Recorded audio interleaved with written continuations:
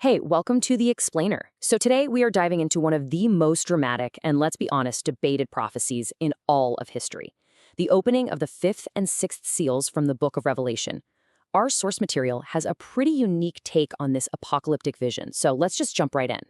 And this question right here, it's just terrifying, isn't it? It hangs over everything we're about to talk about. It really frames the whole crisis, forcing us to imagine a moment of judgment so huge, so final, that it makes you wonder who could possibly survive it. Okay, so to get our heads around all this, we're going to break it down into 5 key parts. We'll start with the prophetic timeline, then we'll hear the cry of the martyrs, witness that great day of wrath, explore a really fascinating geological explanation for it all, and finally, see how the final judgment kicks off. All right, first things first, let's set the stage. According to our source, these events aren't just random chaos. Nope, they're actually a summary of a very specific, prophesied period of global chaos, known as the 7-year tribulation. So the source material lays this whole thing out as a 7-year countdown to the end, and it's split right down the middle into 2 halves. As you can see on this timeline, it all kicks off at year 0 with the famous 4 horsemen, the first 4 seals. The seals we're digging into today, though, they mark a huge escalation as we get closer and closer to that final judgment at year 7. All right, now we get to the real human drama at the heart of all this. When the 5th seal is opened, the focus completely shifts. We're no longer talking about horsemen and conquest. Now it's all about the souls of those who've been slain, and they are demanding justice. And this is their cry. You can just feel the desperation, right? The source describes these as the souls of martyrs, people who were killed because of their faith. After watching all this destruction unfold on earth, they are crying out for someone to step in, asking when? When will our suffering finally be avenged? But, the answer they get isn't what you'd expect. It's not this immediate, okay, let's do this. Instead, they're told to wait.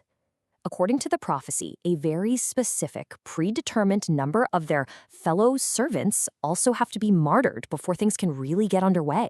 So what is that number? Well, according to our source's interpretation, that magic number is 144,000. And this is presented as the absolute tipping point. The martyrdom of this specific group is the final piece of the puzzle. Once that number is hit, the waiting is over and the final act can begin. So the martyrs have been heard, that number has been met, and now when the 6th seal is opened, that's when the main event truly begins. This is no longer about human wars or pleas for justice. This is a full-blown cosmic catastrophe. It's the beginning of the end. It all kicks off with a massive, world-shaking earthquake. And we're not talking about a local tremor here. This is a convulsion that rocks the very foundations of the planet. And right after that, the heavens just react. The sun, the thing that gives us light and life, is snuffed out, turning as black as a piece of coarse cloth. And then the moon. It doesn't just go dark. No, it turns this horrifying, visceral blood red. And the cosmic chaos just keeps ramping up. The stars themselves literally start falling out of the sky and down to earth, like figs shaken from a tree in a hurricane. And then, for the final blow, the sky itself just vanishes. It's described as rolling up like a scroll. Think about that. The very ceiling of our world is gone. Humanity is completely exposed. There's nowhere left to hide. Okay, so a question you're probably asking is, how could something like this actually happen? I mean, physically. And this is where our source gets really fascinating, because it tries to explain this whole apocalyptic vision using geology. And what's just mind-blowing is how fragile this whole setup is. The source points out that the solid ground we're all standing on, the crust, is only about 1.6% of our planet's total mass. Just look at that chart. The other 98.4%, it's all a superheated, molten interior. And this massive, fiery interior, that's the mantle.